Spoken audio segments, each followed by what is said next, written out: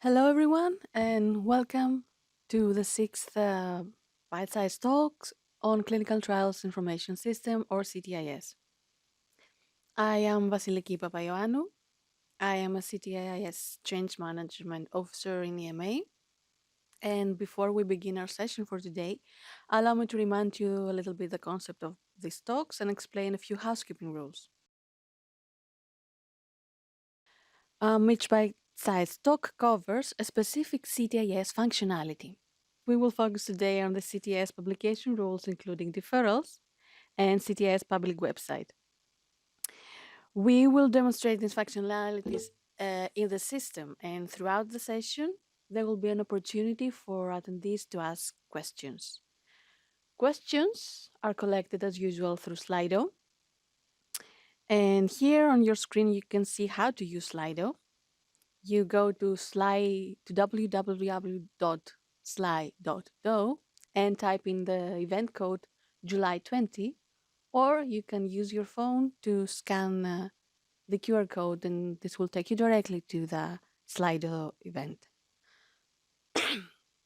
So once you are in the Slido session, you may see that we have set up two rooms, each dedicated to one of the two topics of today. We will start with the publication rules, including deferrals, so you can first enter your questions in the deferral rules room. So when you type in your questions, it will be assigned to one of the two topics, and by default will be for the subject, for the topic we will presenting at that time. When you type your questions, you can also vote other users' questions if you want to see them answered. We aim to answer the most popular questions first, so please do use the thumbs up feature for our facilitation. Also, please remember to keep your questions focused on those two topics for today: CTI's publication rules, including deferral, and public website, so that we can best answer them. There we go. So, now that I have explained this on the Slido use, let me move on to some instructions for the optimal viewing. First of all, in case the video screen is too small, a bit blurry, or not easy to view in any other way, below the underneath the embedded video on the event page, you may see a gray box with some useful instructions. In those instructions, you can find a link to watch the live broadcast in full screen. This link is also posted in the Slido for you to see and use as soon as you join in Slido. So once you click the link we're talking about, you will go in full screen mode. And from there, you have an option to increase the video quality. You have an HD button on the bottom right. And you can, we recommend you to choose 720p or 1080p. Also, having a stable internet connection always helps with these live broadcast events from your side to support audiovisual streaming. Here is the embedded video that you probably have been using, and here below you can find on the gray box the link for the full screen mode. I hope this technical information has been useful to all of you, and now I would like to introduce our speakers for today, Laura Piopo and Mumtaz Sultani. And of course, she's not here in the screen, but Ana Rodriguez is with us as an observer to answer any questions as well. So first of all, Laura Piopo is a scientific officer in CTIS program, working on CTIS development, including leading on data protection and training the CTIS community on system functionalities. Mumtaz is a pharmacist with experience from the community pharmacy, regulatory affairs in Norwegian Medicines Agency, and product lead from EMA. She has been working as a CTIS scientific officer since February 2022. Now I would like to give the floor to Laura, who will take us through the first part with a short presentation on CTIS publication rules, including deferral, before continuing with the live demo and the Q&A sessions. So, Laura, over to you. Thank you very much, Vicky, for the kind introduction, and good afternoon, everyone. Welcome to this bite-sized talk on transparency aspect, publication rules related to the use of CTIS. And also we will cover the deferral functionality. So as Vicky was already explaining, we will have basically two sessions. We will start with publication rules. We will do a demo of the system secure domain. We will pause for some Q&A, and then my colleague Mumtaz will guide us through the public website. So starting from the publication rules and why CTIS is published, the requirements are clearly specified in the Article 81.4 of the Clinical Trials Regulation, which defines that the EU database shall be publicly accessible, except confidentiality is justified. So when we talk about confidentiality, we should consider elements of personal data, so protection of personal data, and protection of commercially confidential information, or CCI. In addition, also the exchange of communication between the member states when producing an assessment report, and supervision activities like planning of inspections or planning of union controls are also falling within the exception of information that is not published. Next one, please. Thank you. So from this screenshot that is taken from the system, from one of the test environments, we basically can see one of the functionalities that we have implemented in CTIS in order to allow users to protect personal data and CCI and to deal with the transparency aspect of the documents submitted in CTIS. So in this screenshot, you can see that basically we have two versions of the cover letter for publication and another version not for publication. Having a version for publication basically allows the user to anonymize personal data or redact elements of CCI in the various documents when this is considered needed, while the version not for publication should be the full version submitted to the authorities for the assessment. So it should contain all the necessary details for the supervision, for the assessment done by the authorities, and also personal data if they are needed. So this functionality that you see in the cover letter, actually we have it implemented for all the other documents in CTIS that will go in the public domain. In the next slides, we can see an example of a document that instead is never published, and this is the IMPDQ. So the quality related documents, including not only the IMPDQ but also the assessment report on quality or RFIs on quality, are exempted from publication rules. So when the user, the sponsor user, or for the assessment report quality, the member states user will upload the document in the system in CTIS, they will see this message. You can see displayed in the red text that the document will not be publicly accessible. So just now to remember the rules that are implemented on how we deal with the publication and what is the first time for publication and the possible options if a deferral is requested. So the applications for which a decision has been issued, and this can be any decision, so authorized or authorized with condition or not authorized, only when a decision has been issued by the first member state concerned, then the CT application will be in the public domain. Applications that are under evaluation are not subject to publication rules. So the default is always to make public at the first opportunity. That is the time of the decision.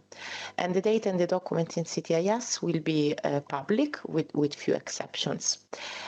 So although the default would be to publish at the time of the decision, the sponsor have the options to defer, to request deferral for the timing of publication on some specific data and documents.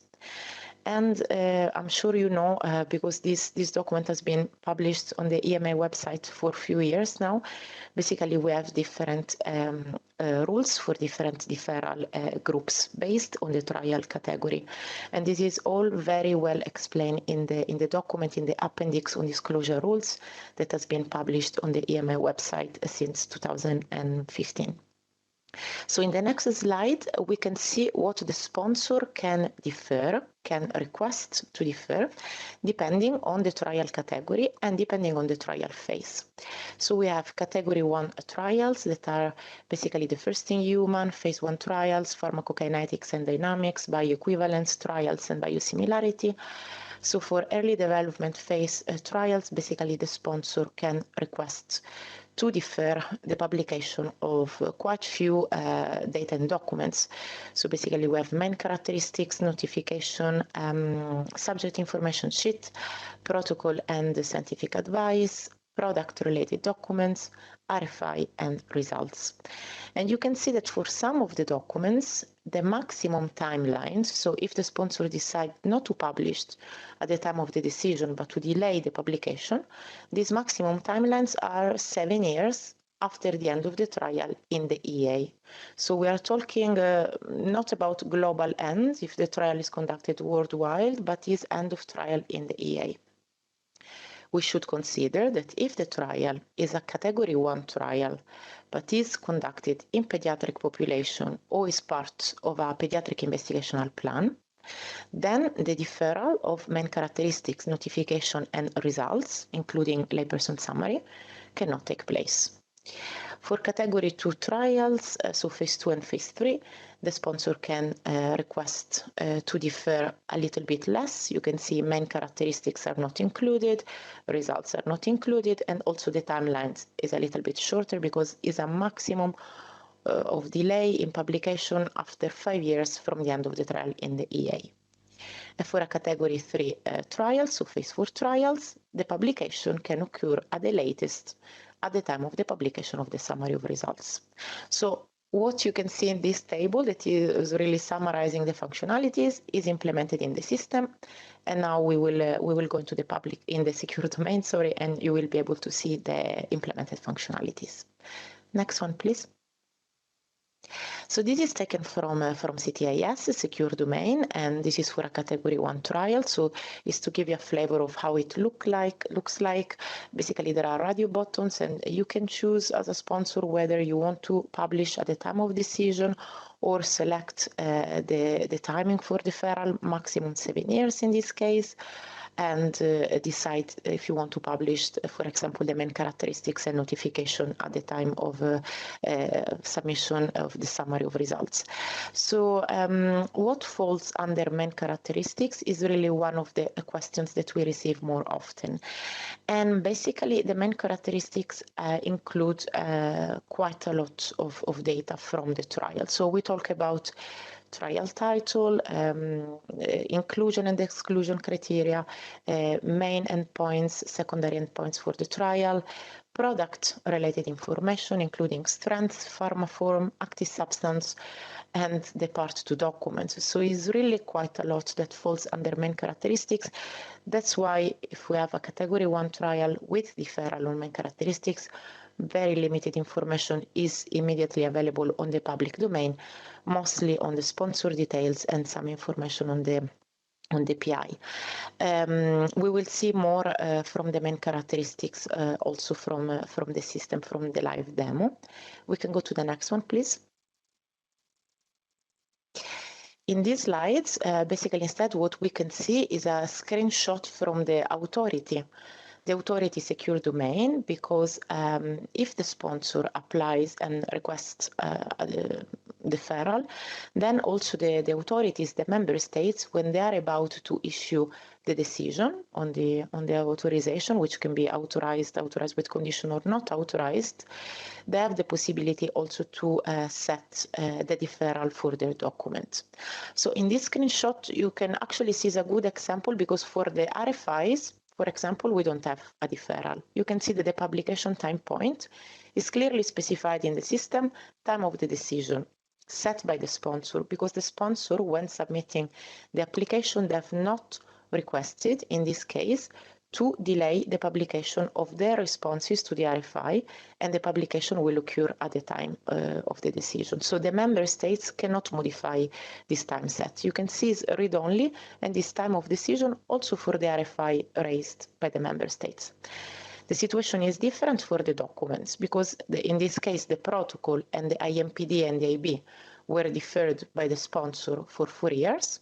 And the member states, when they're about to issue the decision, you can see they are presented with the possibility to set their deferral timelines to the same period of time, or they can choose less or no deferral basically applicable. So this is really to emphasize that also the member states can delay the publication of their documents or the RFIs if this has been requested in the first place by the sponsor. Next one, please.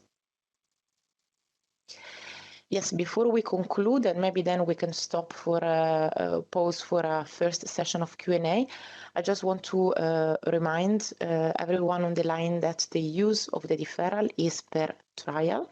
So it's really for the sponsor to choose, define the settings for each clinical trial application, and this is done at the time of the initial application. So if at the time of the initial no deferral are requested, and then the sponsor submits a substantial modification, the changes on the deferral timelines cannot occur via a substantial modification or addition of a new member state concern.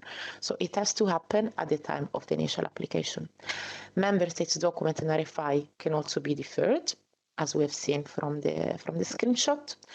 It would be preferable to have an alignment between the timelines for publication of sponsored documents and member states documents, and this is something that we are also discussing with the member states and as part of our regular meetings, and is also reflected in the guidance that is for public consultation. And important to remember that if a document has been submitted in an application for which a decision has already been issued, but the document is not yet published because there are deferrals, so the publication will occur later on in the future, the sponsor cannot modify the content of this document in the context of that application, because for that application a decision has already been issued, and therefore there cannot be modification on the content of the documents for an authorized application. So as I mentioned before, we have a guidance document. Here you can have you can find the hyperlink to access the document on the public website. Is on currently on a public consultation until the 8th of September, and the scope is really how to protect personal data and CCI in the documents that are submitted in CTIS. Thank you, Vicky. I think this was the last one. Maybe we can check. And yeah, I think we maybe stop for 10 minutes, 7 minutes Q&A before we do the demo from the system. Okay, let me share. Should we have a look at Slido? Yes, I'm sharing again. Perfect. Thank you, Vicky. We can see the Slido. So the first question is, will the sponsors be notified before documents are published after the deferral period? Are published after the deferral period? So I guess the question is when the deferral, the timeline for publication is approaching, if the sponsor will be informed that the documents will soon be published. And basically the answer is no, we don't have such functionality implemented in the system. The sponsor submits the request for deferrals. This is then endorsed hopefully by the member states, and you will know as a sponsor that for your trial, for the protocol, if you have deferred the publication of the protocol or the IB, the publication will occur 5 years after the end of the trial, but you will not get a notice or a notification informing you that the time is approaching basically for publishing the documents. Another popular question is what should be included in the letter requesting a deferral. So first of all, in the system per se, there is no such a functionality as a letter. When the sponsor requests a deferral, what we'll do, we'll choose a category for the trial and we'll provide a justification. We have a field for the justification for the category. Then we can also see from the system, when I will do the demo now in a few minutes, that when some elements for category 1 and category 3 are selected, then there is a justification box for the deferral that will be published at the same time as the AB. But regardless of the format, if we are talking about the letter or the free text, basically the sponsor will complete. What we are discussing now with the member states is that the focus and the review will be done mostly on the categorization and on the selection on the face and the categorization that is done by the sponsor. So this will be considered by the member states when requesting reviewing the request for deferral. And they can also, of course, see the justification that you provide for the timelines. This is one of the elements that we are really discussing as part of the drafting of this document. But the feedback that we have heard from the member states so far is that the sponsor should be very clear on the categorization for the selection of the trial category. There is no template or format that has been developed so far for the justification, if this can clarify at least for the time being. Then I've seen, yes, this other one, how should information be redacted in the documents for publication? Can the whole section be blanked out or omitted? This is a very good question, and also on this we are really discussing with the member states, because so far has not been really specified a preferred option. It really depends on how the documents are prepared, basically, and how the documents are written, because the most important thing, what the member states always emphasize, is that there should be clear content in the document version, not for publication, including all the necessary information that the member states need to review, including CCI, for them to do the assessment. The sponsor also should not redact too much, should only redact elements of CCI at a time, unless the deferral is used, and should only redact personal data. So when it comes to protection of CCI, both options are basically suitable: to black out the section with a black rectangular box, or omit the text. As I said before, still reading the document should make sense. So really depends on how the documents are prepared. Then in the responses, and we have maybe time for this last one before we do the demo. In the responses to an RFI, do we need to upload the track changes version of an updated document also for publication? Is it okay to upload the track changes version not for publication only? What should be uploaded? But the regulation really says that the database should be published, including the version 4 with track changes, as we have discussed so far.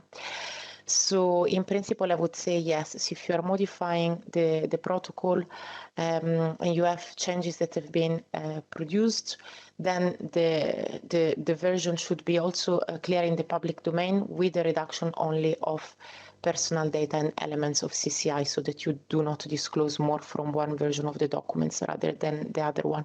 So from previous discussion, yes, it seems that the versions with track changes should also be published. And maybe Vicky and Mumtaz, because we have now the time for the, I think I will stop here, maybe for the Q&A, and we can dive into the system, and then we have other 10 minutes, maybe after the demonstration for Q&A on deferrals before Mumtaz starts with the public website. Okay, Vicky, you made me presenter, so I should be able to share. Let's try. Okay, I hope you can see the screen. We can see it, yes. Thanks. So I've logged in one of the test environments of CTIS. So we have dummy data in this environment. It's not production, a real production environment from the sponsor workspace, of course. maybe this is already quite clear. So if I run search and I have a look at the trials that I've prepared before in advance to this event, basically I have two clinical trial applications. One is in draft status, you can see it's pending, and another one is already authorized. Laura, I will I'm sorry start to with, interrupt. sure, Just wanted to ask if there is a possibility, I don't know to exactly, Zoom. to zoom in, if you can, yeah, Better. facilitate that. Excellent. Yes, thank you. Okay. Thank you, Vicky. Perfect. So full summary page. So the landing page when the user access the secure domain. I have my application is in pending status draft. I'm still working on it. As a sponsor, I have not submitted to the authorities. I click on the initial and basically I would navigate directly to the form section. In the form section, I can upload cover letter. In this case, we have only one version for publication. The proof of payment, this is an optional field, is not a mandatory document, is a national requirement if the member states would like to have the proof of payment submitted. The compliance with the regulation, the GDPR statement, and the deferral. So I will now spend a bit of time to show how the deferral functionalities is implemented. I will have to lock the section to be able to modify the dossier. And in this case, I've selected a category 1 trial. So you can see that quite a long list, the same data and documents that you have seen in the table in the presentation is presented to the user. Main characteristics, as I said before, is basically most of the structured data on the trial, including the product detail. And I can decide to publish at the time of decision, or with the radio button, I can choose time of publication of summary of results. So if I select this value, a publication of a summary of results, you see there is this additional justification text. So there are two justification fields. One is for the trial category, but also if you select a category 1 trial for main characteristics or also for notification or also for summary of results, you have this additional justification box. And this is published together with the investigator brochure. You can also decide to delay the publication of the protocol and the summary of scientific advice. And you see that the system allows you to, or informs you with a message that the maximum timelines is really 84 months after the end of the trial. So basically 7 years. You cannot put 90 months or more than this, because when you will click on submit, you will get an error message. If I now choose category 2 trial, you will see that I get a message from the system informing the user that the trial category has been modified, and there is less that can be deferred. It's just the documents, some of the documents, and of course the responses to the RFI, which was also applicable for the category 1 trial. If I select category 3, then I also get a message. And in this way, in this case, the protocol only and the scientific advice, if this is really applicable or early, IMPD and RFI can be deferred for a category 3.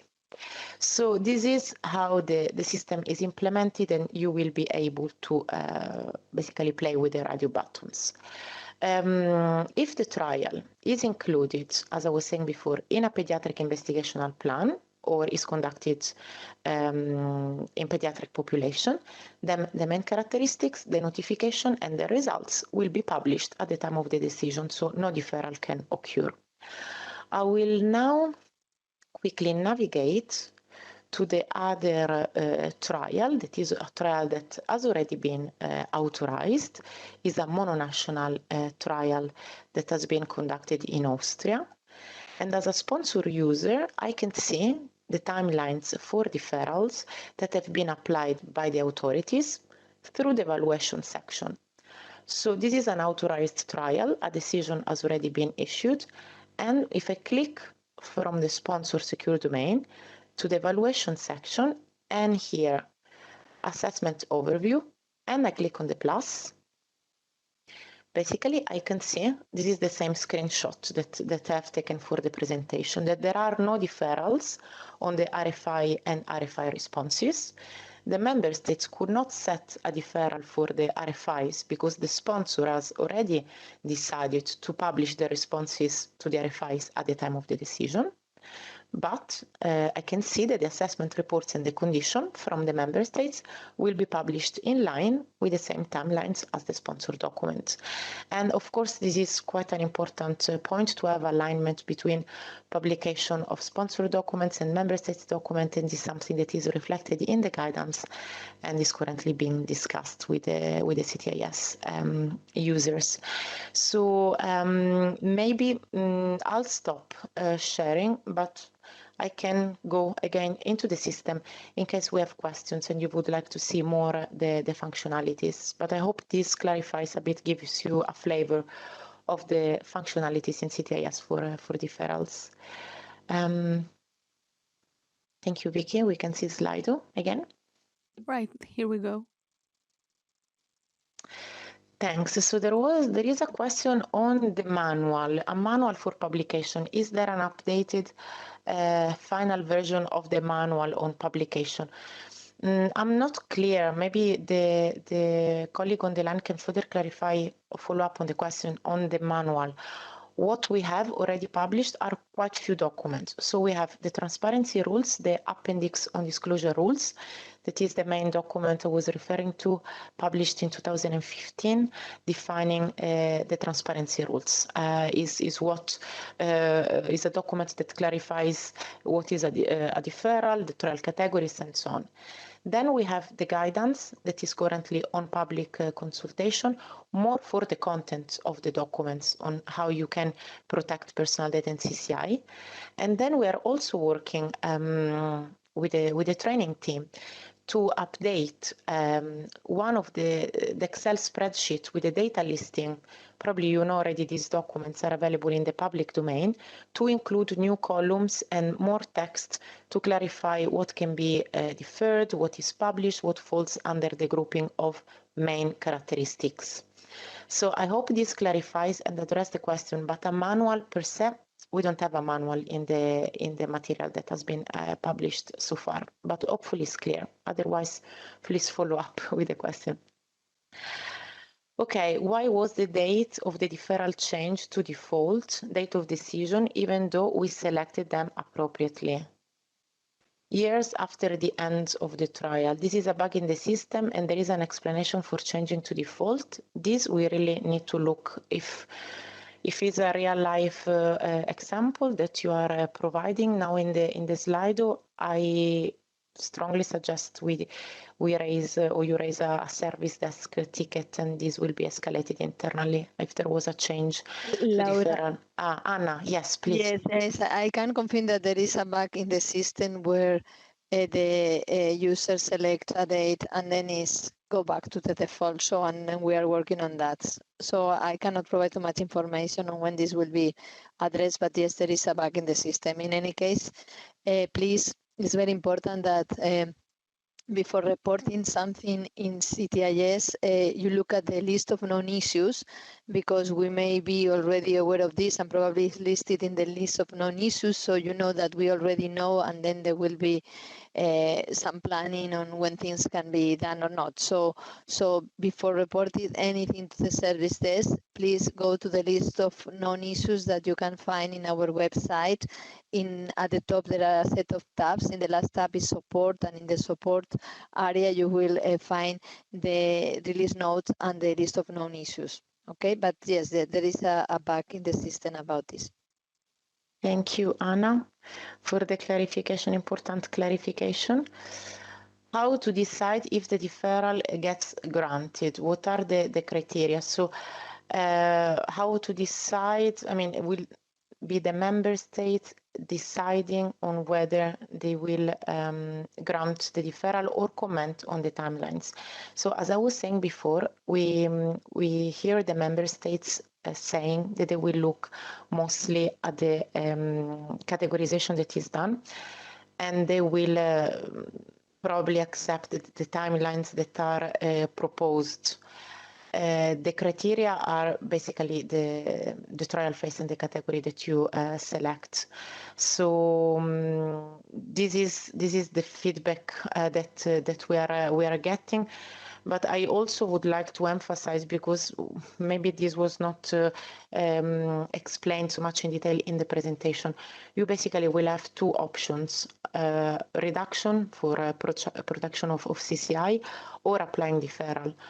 Of course, what should be avoided is the situation where the sponsor defer or requests a deferral, and in the version for publication, extensive reduction is done on the elements of CCI, because then there will be a redacted documents that is available in the public domain many years after the end of the trial or according to the selected time period. So this is, of course, something that should not occur. If the sponsor requests a deferral, then the document will be published according to the timelines. The member states really put the focus on the category, but of course you can also justify and explain the timelines that you are proposing in the CTA, if it's the maximum timelines or less. Will a full list? Yes, I would like to take this one because I think it's also related with what I was saying before. Will a full list of data fields and documents deferred by the main characteristics be made available? Yes, this is something that we are working on. Is in this Excel file that I was mentioning before. Is the structured data field list is for initial and substantial modification, is a document that has been on the public domain now for 6 months, I believe, and we are working with the training team in order to include new columns to make it more clear to the users what falls under the main characteristics, although this is already explained in the appendix on disclosure rules. There is some text there explaining what falls under the main characteristics, but visually we want to simplify things and have it included in the table so that you can also filter and see easily what is under this group. Okay, then we have a little bit more time. At what time point will the sponsor know that the deferral request has been accepted, and if not accepted, will the sponsor be given the chance to redact their core documents? Will the RFI make clear that the RMS has not accepted? Yes. So the possibility for the member states and the sponsor to exchange views on the content of the RFIs, on the content of the deferrals, and the content of the document redacted is basically via the RFIs. So at the time of validation, or most probably will be at the time of assessment of part 1, as we have heard from the member states, the member states can basically raise an RFI to the sponsor and comment on the proposed timelines for the deferrals. This is the tool, the way to exchange information. So if a deferral is not accepted, and according to the member states, the publication should be at the time of the decision, then you will be asked with an RFI responses to modify the dossier and change the radio buttons settings to time of decision. So there is no way to flag in the system otherwise deferral accepted or not accepted.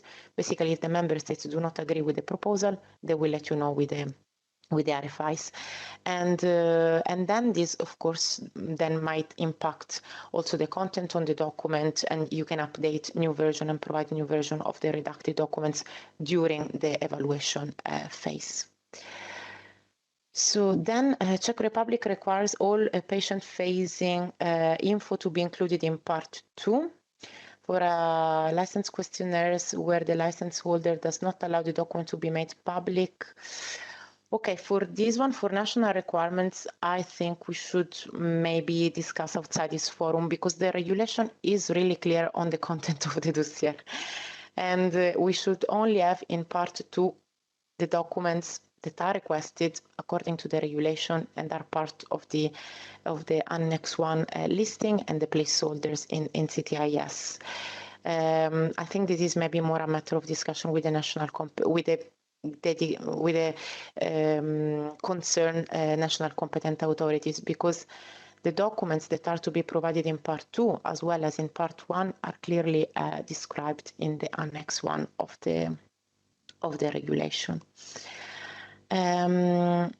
Is that possible that the not for publication document and the for publication document will be different? For example, could a signature page be removed in the for publication version document? Yes. So is exactly the case. They can be different. They can be different when you need to protect personal data and CCI. In the applicable document. So if you have a signature, you can just redact and put a black box. You can remove the page as you are suggesting. The important thing is that the version that goes to the member states for assessment has all the elements that they need for the evaluation. Signatures in particular also are a hot topic for discussion, and the Commission has clarified via a recent version of the Q&A that in principle the regulation does not really call for signed documents. The member states can only request signed documents if there are specific national laws and national requirements in their member states. I think the latest version of the European Commission Q&A in Eudralex clarifies that maybe only one document on the suitability of the site should be signed, but for the purpose of the whole application, the submission via CTIS and pushing the button and submitting via CTIS is equal to having the document signed. So also on signatures, please have a look at this further clarification from the European Commission in the Q&A, because there is really a limitation for requesting signatures in the documents uploaded in CTIS.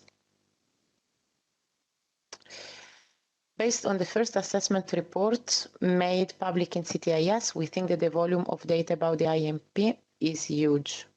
Could recommendation be developed for health authority to limit the information? Yes, thank you. That's a very good example from real life that you are sharing. I think depends. Will depend on the case and on the trial that you are referring to.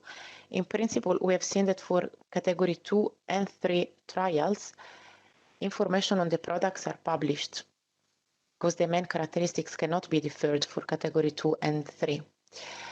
At least when it comes to product name, active substance details, strength, pharma form, dosage, and so on. So we will really need to see, but on this particular case, but what we have heard from the member states is that if the sponsor would apply for a deferral to protect CCI, instead of redacting a lot, you will publish later on. Also, the member states will defer the publication of their assessment reports. And this is already the case in some of the trials that are published. So if the information from the sponsor site is not in the public domain, is very much likely that the member states will follow the same timelines. So also the assessment report will not be published because they have the possibility to defer, as I was showing. So in this particular case, we would really need to see the trial info. But let's remember that the product information, the structured data are in the public domain. Only IMPD and IB can be deferred. And maybe, Vicky, I will stop here because we have taken quite a few questions on deferrals. And maybe we can then stop and initiate the session 2, if that's okay. Yes, Laura. Excellent timing. So I am presenting Mumtaz's part, which is on public website. And Mumtaz, you may start when you're ready. Thank you, Laura, and thank you, Vicky. Good afternoon, colleagues. Good afternoon, everyone. Thank you for joining us today. My name is Mumtaz Sultani, and I'm a scientific officer here at EMA. One of the objectives of the clinical trial regulation, if you can go back to the previous slide, please. Thank you. One of the objectives of clinical trial regulation is to increase the transparency of trial information for the public. So therefore, I'm here today to briefly introduce you to some of the functionalities of the public website where healthcare professionals, patients, general public and media can search and view and download any trial of their interest. Next slide, please. Thank you, Vicky. This is how the landing page of the public website looks like. On the top right corner of this page, you will at some point be able to modify the language of the interface. We are working on to have the language of interface into 24 official languages of the EU. However, information related to clinical trials and documents submitted in CTIS will be published in languages that they are submitted in which they are submitted to CTIS. Also on the top right, you can find the login section for sponsor users and public user with appropriate credentials to log into secure domains of the CTIS. Yes, and also below you have the 5 main tabs of the public website. Under each tab, you will find information related to the tab and also how to search for a clinical trial of your interest. And for sponsor users and authority user, you will find information on how to request access to the secure domain of CTIS. Under support, you will also find relevant and links and information on how to use the system more efficiently. At the end of this presentation, we have also included some slides for more detailed information on these tabs. Next slide, please. There are 2 functionalities that can be used when searching for clinical trial on the public website. You can search for a trial based on basic criteria or advanced criteria. A search based on basic criteria allows users to select if a search will retrieve results that include all the populated term, any of the populated term, or none of the populated term. Whereas a search based on advanced criteria allows users to search for clinical trials that match a set of predefined specific criteria such as conditions, product name, trial number, and etc. And of course, this kind of search makes give you a much more specific result and narrows down your search result. We will look at the search functionality of the public website in more details, also in the next slide and also during the demo. Thank you, Vicky. This is just an example of a trial taken from the public website. This was the first multinational trial that was submitted to CTIS. This is just to show you that on the top you can see a brief description of the trial, and you have the trial number, and also you can see that the page is structured in several tabs that in each tab provide you different information about this trial. We will see in the next slide, we will see all these tabs in much more details and also during the demo. Next slide, please. Under summary, you will see 2 subsections. The first subsection provides information, trial information of clinical trial, including condition, sponsor's name, trial phase, therapeutic area, date of submission, date of last update in member state concern, and etc.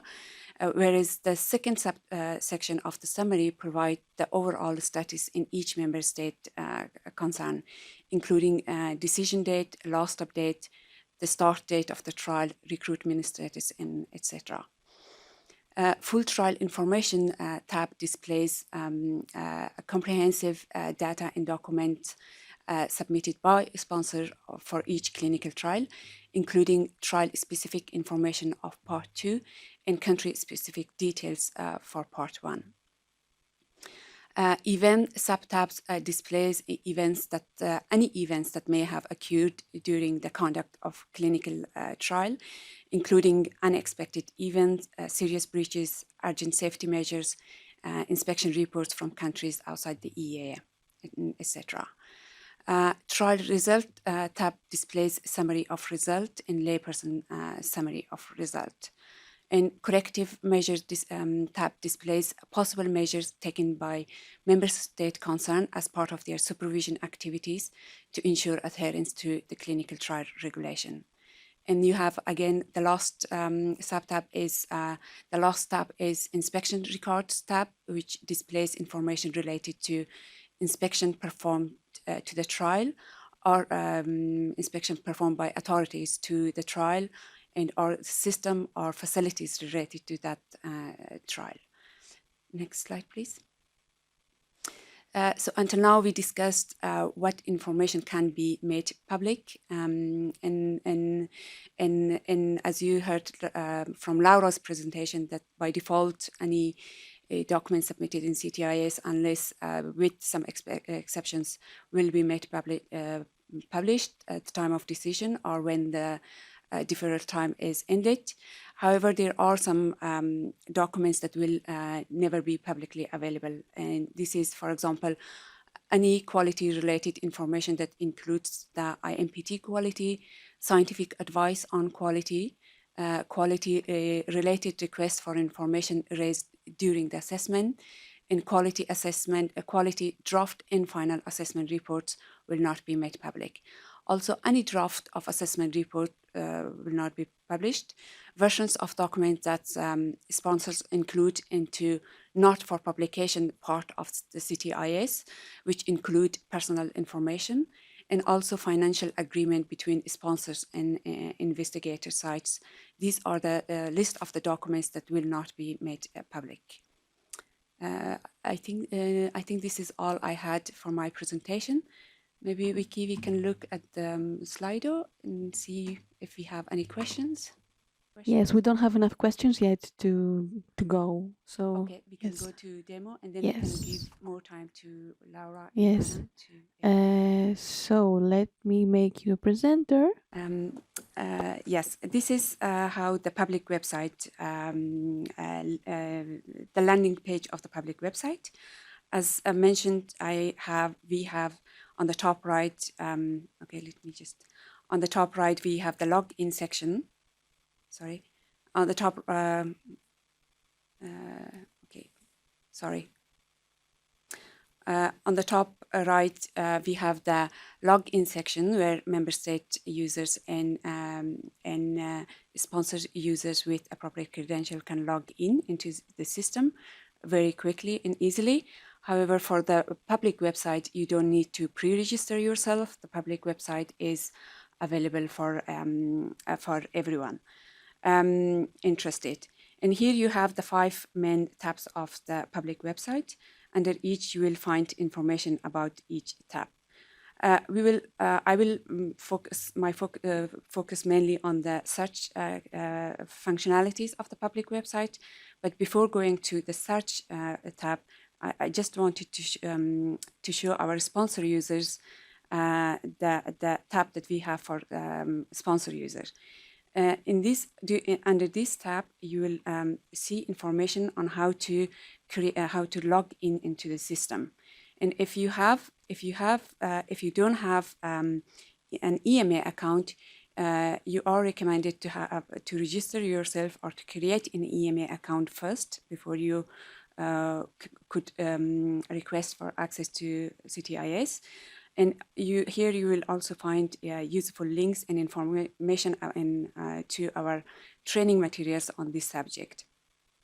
Once you have your EMA account, and then you can log in to the EMA account management and then request access to CTIS. And if you have any of if you have access to any EMA hosted website, for example, Outrelink, then you have an EMA account, and then you can just log in with your and request for access. Now let's look at the search functionalities. Here we have the search tab. Here under this tab, you will read about the search for clinical trial and reports, tips and guidance.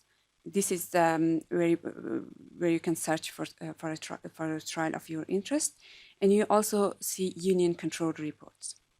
Now, union control reports is one of the objective or one of the characteristic of the clinical trial regulation. This, according to Article 79 of the regulation, this is performed by Commission. And union control report is the outcome of their the outcome document of their report. This is created and prepared outside the CTIS. Once it is submitted in CTIS, it will be publicly available. Currently, there is no report here. So now let's look at the search functionalities. In order to perform a search, you click on Search for Clinical Trial. As mentioned in my presentation, you can perform your search based on basic criteria or advanced criteria. When you expand, you can expand the advanced criteria, and you can see there are many filters that you can choose from, that you can choose based on information you have.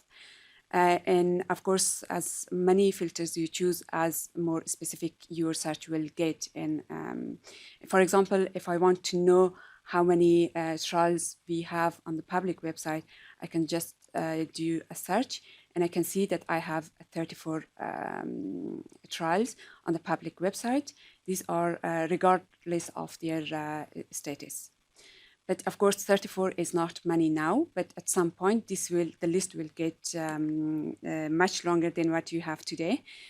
So therefore, you will be needed to add some filter to your search and to get more specific. As an example, I'm interested to know how many authorized but not started trials we have in the system. And then you can already see that you have only 27. But then I want to get a little bit more specific with my search. I want to know how many authorized, not started, phase 4, that includes all this participant group, age group, in one specific country. Let's see, I want to see how many we have in Denmark. Now you see that I have only one. You can see that this is how you can narrow down your search result. Let's see, I'm interested if this is let's see, I'm interested in this particular trial. I click on this trial. This is the landing page of all trial that you when you click. On the top, you have a brief description of the trial. You have the EU CT number, or this is the clinical trial number that is specific for each trial. And then you have several tabs that provides you with different information about this particular trial. Let's start with the summary. As said in my presentation, summary contains two sub-tabs. You have the trial information and you have the overall trial status. Under trial information, you see information about condition, sponsors, sponsor involved, trial phase, therapeutic area, when this trial was submitted in CTIS, the last update, member state involved. As you can see, this is a mononational trial with only Denmark. For multinational trial, you will see the list of all member states involved in the trial. In the next subsection, the overall trial status present the status of the trial in each member state. For example, for this particular trial, you can see that this trial is authorized in Denmark, the decision date, and of course you can see the start date. And as Article 2 of the regulation define the start date of clinical trial, the date, the first act of recruitment, or unless it is defined differently in the protocol. And you can see that the recruitment phase has not been started yet. If you go to the next tab, under full trial information, you have again the trial specific information, part 1, And then you have country-specific details, which is a part 2. Again, the requirement of data and documents that should be submitted in part 1 and part 2 in support of any initial clinical application is set out in Annex 1 of the Clinical Trial Regulation. And based on that requirement, we have certain fields in CTIS that are mandatory for sponsors to fill in to provide information before they can submit their trial. If you are under the trial specific information, you can see the trial detail information here. You can see the sponsors information about the sponsor, the products involved in this particular trial, and also all the documents submitted by sponsor in support of this application. If you are interested to in information on trial, we click on trial identifier. You can see the full title, both scientific and public title of the trial. For this trial, you can also see that the sponsor has provided the translation. And under secondary identifying number, CTIS gives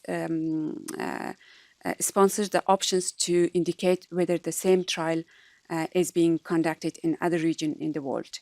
For this particular, you see that this is empty. This is, however, not a mandatory field in CTIS.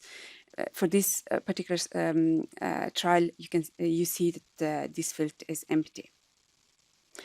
Under trial information, you see the documents and information that are mandatory to be submitted. For example, cover letter and compliance with regulation statements are mandatory fields that need to be submitted. For this trial, you can see that the sponsor of this trial has submitted one cover letter that was not for publication. You cannot see that cover letter. And they submitted 3 cover letters for this trial for publication.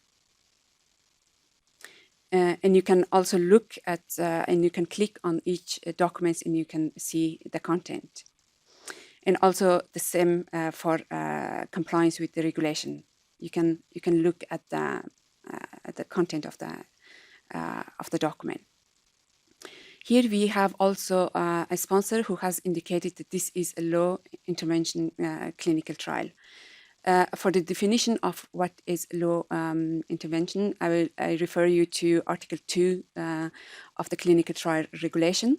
And for this trial, you see that the sponsor of this trial provided justification on why they consider this trial as a low intervention clinical trial. And you can also see and download the justification if needed. You see that this is a phase 4 category 3 study. You have the medical condition, the main objective of the trial. You have the secondary objective of the trial. You have eligibility criteria that includes inclusion and exclusion criteria. You have the endpoints. You have the trial duration, the estimated recruitment start and estimated end of the trial in the EU. And you have also information on subject that will be involved in this trial. Now, let's go back to one point that I want to this. If you recall from Laura's presentation, this is a phase 4 category 3 study. For category 3 study, protocol, scientific advice, response to request for information, and IMPD safety and efficacy are not considered confidential information, as the product used in category 3 studies are usually are already on the market, and they have they are authorized medicinal product that we have on the market. However, a sponsor can still differ based on commercially confidential information, and so that the certain documents will not be published even for category 3 studies until the summary of study result is made public. Let's see for this trial whether the sponsor of this trial requested deferral in time of submission. And this is you can easily see looking at the protocol. Let me see, looking at the protocol and see whether the protocol has been made public. And for this trial, you can see that you can look at the protocol. So this is, you can see that the protocol is, and this is clearly that the sponsor did not request deferral for this trial. And you have also, there was a question in Slido about track changes that need to be also, and you have also here the version with track changes. And you will see the synopsis of the protocol also, and the study design. And all this information is publicly available for you. When it comes to scientific advice, this is of course not a mandatory field in CTIS. If there is a document under scientific advice submitted in CTIS, that will also be made publicly. And of course, CTIS also gives sponsors the opportunity to indicate whether they have requested, whether they have applied for this trial in other countries outside the European Economic Area. Here you can look, see the information about this, sponsors in this trial, and of course products used in this, or products involved in this trial, I must say. For example, let's see one of these products. Here you have, for example, that this product is already authorized. We have this product on the market. Therefore, you should be able to see the SMPC or summary of product characteristic for this trial, for this product. And as you can see, this is included. The IMPT quality, as mentioned in my presentation, this will not be made public and you cannot see any document. IMPT safety and efficacy is a mandatory field in CTIS. For this trial, you see that there is no document. However, the sponsor provided justification for not including the IMPT for safety and efficacy.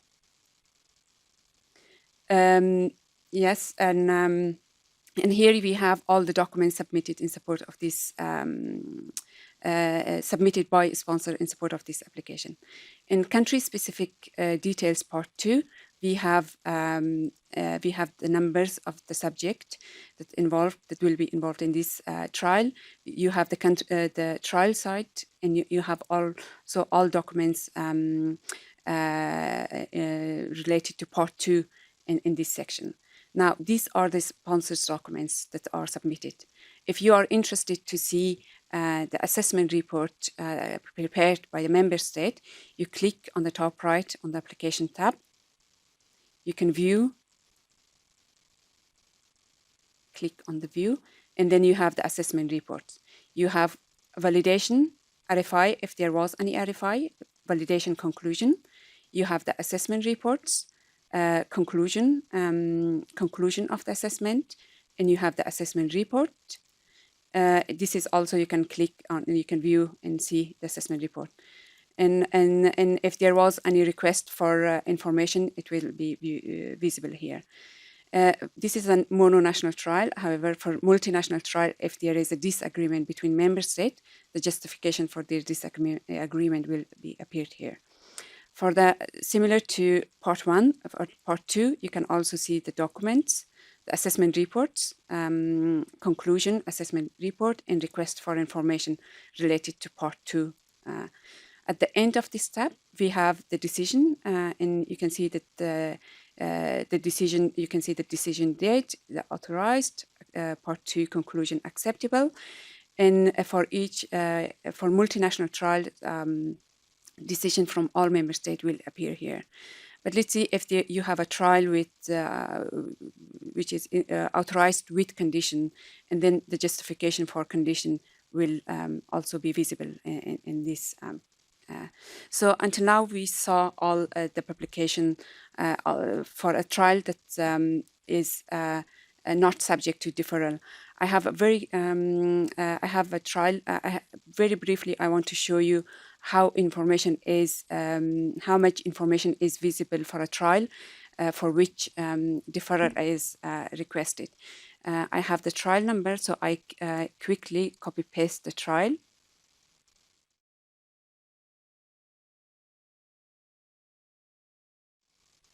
This is a trial where a deferral has been agreed on.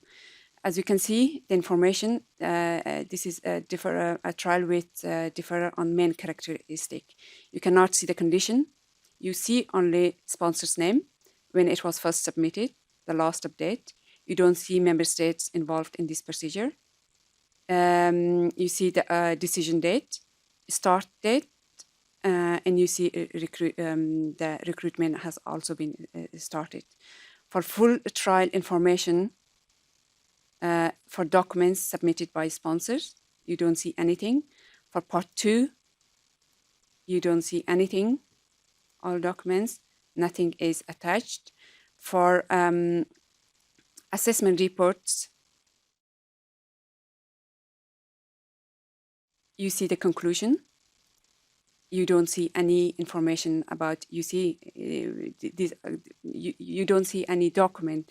However, you see that this is confidential information and not for publication. So that's all from my side. Thank you so much for your attention.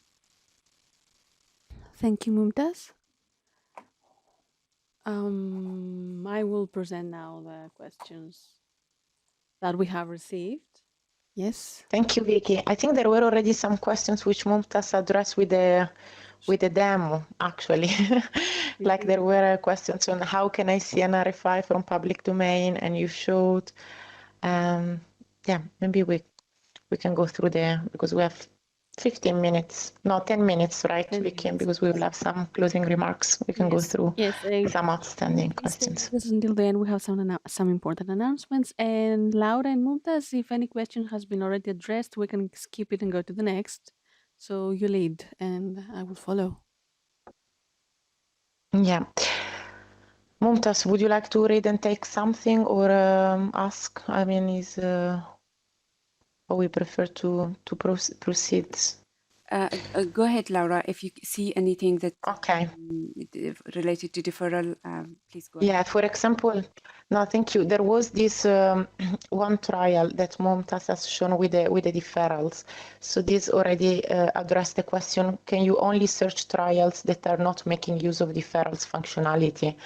If 7 years, if a deferral of 7 years is accepted by the member states, will the trial be only visible after 7 years? I think for this one, Mumtaz has shown really the difference between how you can see a dossier when there are deferrals and when there are not deferrals, so the full dossier is published. The trial will appear in your search. Is then what you can see inside the dossier that is different. And basically, if there are deferrals and publication of data and documents after 7 years, the trial will be displayed, but the placeholder for the documents will be empty. So the trial still appear on the search, but the information then that you can access is limited. I think this was clearly explained now with the demo. Can we give the third question to Anna? This is an important question. Perfect, on the non-issue. Yes. It will be very good. Good to have clarity on this. Exactly. Anna? Yes, probably. I'm not sure if Noemi is in the call. Is Noemi in the call? No, she's I not cannot joining. see her. No, I'm asking that because I think Noemi is more responsible for the list of non-issues and I'm more responsible for the release note. But obviously yes, Noemi is there. Noemi, please. Yes, hi colleagues, good afternoon. So could you, Anna, what is it? Can you let me know? There is the question, confirm the location of the CTIS of known issues, which for sure, Mumtaz, I think you can show it. I can guide you where to find it.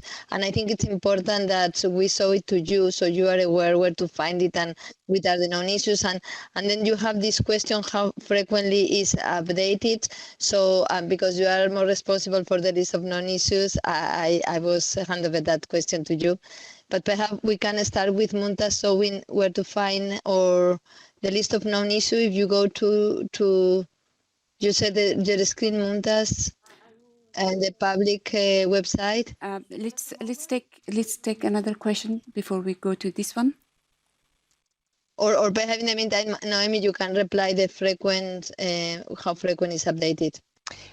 And if you want, I can share the screen and we go through the public websites. But if you know exactly the location, I think that's what you...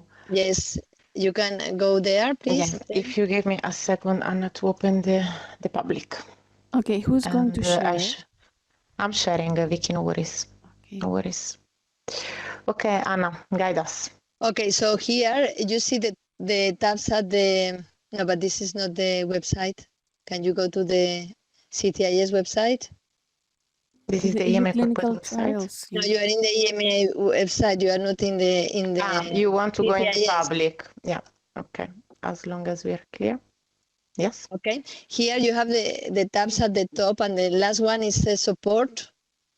Yes. Okay. So you click in support there. Okay. There is the last. Scroll up a little bit, Laura. Go to the drop-down menu and support. There is website outage and system releases. Go there. So it navigates here. So I need to explain what is here, and then so here if you scroll down, you have information on. You're going very fast because I will take the opportunity to indicate the users. Go up a little bit, please. So you have here plan interruptions, CTIS. So if you are using the system and you experience some problems, perhaps there has been some interruptions. So it's good that you look here to see if that is the case. Okay, so we have also some maintenance window where you see as indicated here in the second bullet point is Tuesday and Thursday from 6 to 9. We have a maintenance window, so we recommend you not to use the system during this maintenance window because you may experience problem and you think that there is a bug and it's not a bug, it's just because we are deploying a new version or doing hot fixes. So that's why it's important that you are aware of that. And then you just scroll down a little bit, Laura, at the bottom. I scroll down more. You see here, you have release notes. So you have the release notes, and then below you have the list of known issues. So normally, every time that we do a release, we can have major release. That are part of the sprints, or we can have what we call problem releases. So based on incidents, we create problems and then we do some fixes in the system. So these are minor releases. So we create always a release note that is made publicly available.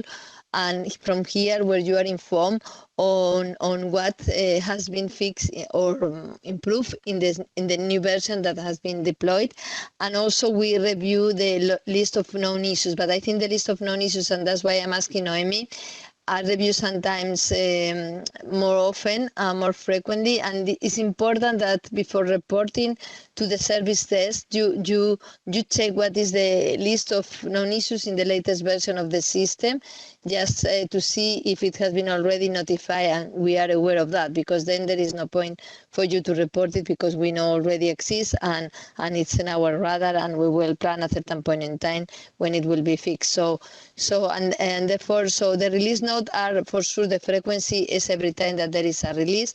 For the list of known issues, I hand over to Noemi because she's more involved on that. So perhaps she can indicate if sometimes in which circumstances we may revise the list.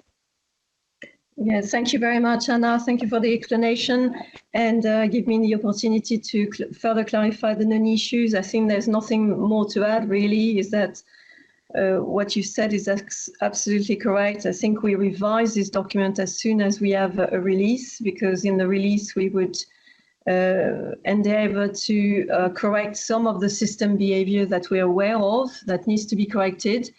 Obviously, if we become aware before a release comes in that there are some, let's say, we will call it system behavior that are not really as per the functional specification. In such a case, we will update the list of known issues. And as Anna mentioned, this is the way you would be able to find this list of known issues. The list of known issues as well as the release note are reported per release, and this is why there is a reference number of the release of the system as it was shown. So you've got the full list of known issues that have been and release numbers that have been issued since the launch. But obviously, what is important today is that we refer to the most up-to-date, and the most up-to-date is always at the top, as it was demonstrated to you. So it's July 2022. Thank you, Anna. Thank you, colleagues. Yes, and an important point to highlight is that the list of known issues is also important because sometimes for those there are workarounds. So we guide you how to circumvent that problem and proceed with your application. So that's why it's important that you pay attention to this. So before reporting anything, check the list of known issues, see if you find it there, and if there is a workaround, try to follow the workaround until we can fix that issue. All right, thank you for addressing this question. We have a little time left, so Mumtaz, would you like to select? So you'd like me to scroll down and see some other questions? Yes, as I think I have answered many of the questions. There is a question about to date no assessment report is foundable in CTIS website, and it is a little bit difficult to find assessment reports, but for each trial, authorized trial that you find on the public website, you will also find the assessment reports. So, and there was another question. Sorry, looking at. Shall I scroll down? Shall I stop? Where would the RFI information be available on the public website? This I also shown this. That's for under each assessment report, you will also find information whether there was a request for RFI both during validation or assessment, part 1 and part 2. All this information is visible on the public website. And this is, we have some improvement suggestions that we'll look at. Thank you for those suggestions. Yes, please, if you have any feedback, we have the post-event survey here in Slido. Please provide your feedback there and not in the questions. If it's not a question, thank you very much. Yes, Laura, please go ahead if you want to take any of the questions. No, I think there was a question on the UDRA-CT results. Maybe we can take this as the last one before we close for the Q&A. I think Vicky was more at the top. Basically, they were asking if the results, thank you, this one, will the trial results eventually include structured data forms like UDRACT, or will always continue to be a document upload? Just to address this briefly, yes, in the future we will have structured data in a similar fashion like we have in UDRACT. For the time being, the sponsor can upload a PDF document, but this is a temporary measure, so it's not supposed to stay like this also for future development. We aim to have something similar and more structured for the results like we have in UDRA-CT. And I think you were also making here some suggestions for future improvement in the system in terms of search, like the participating site in the clinical trial search, which is a good suggestion, as Mumtaz was saying, maybe for additional functionalities to be implemented in the future. Vicky, I know we have important announcement and 4 minutes left, so maybe we stop here for the Q&A, and the floor is yours. Thank you. Yes, thank you very much, Laura and Mumtaz, for your presentation and taking up the questions. Special thanks to Anna and Noemi for being valuable guest speakers, support speakers today. And of course, I would like to thank our viewers so far for their participation and their attendance on these very interesting topics. And as always, your questions submitted today, either replied or not live, they will be used as input to EMA training and support materials. So if you stay with us for a couple of minutes, we have some useful announcements. First of all, as always after a bite-sized talk, we ask for your feedback, and You can find an open poll survey with 3 questions in very simple questions in your Slido session. If you're not yet in Slido, you can join in by going to this address www.slide.do. Use the event code July 20, or you can scan with your phone, your camera on your phone, the QR code, and it will lead you directly to the event and on the poll. Your satisfaction feedback is very important, and your suggestion for future talks. It's all very valuable to us and taken into consideration when designing upcoming sessions. The presentation, this PowerPoint, will be published in the event page within the next few days, and the recording of the session will become available on the event page within 60 days as per our multimedia policy. We are making efforts to supply this information, to provide these videos as soon as possible. So yes, you can consult there once they're up there within 60 days. So if you sign up to the clinical trials newsletter for information, you will be up to date when the videos are published, of course, and also on upcoming events. For now, let me remind you that we have the second OMS troubleshooting session for CTIS users tomorrow. It was launched, this series of events last month.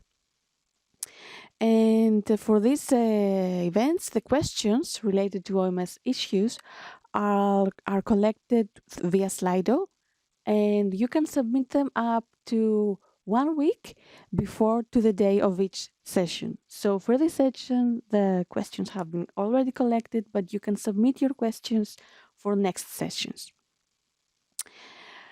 These events will be live broadcast, and of course, a video recording will be available later on.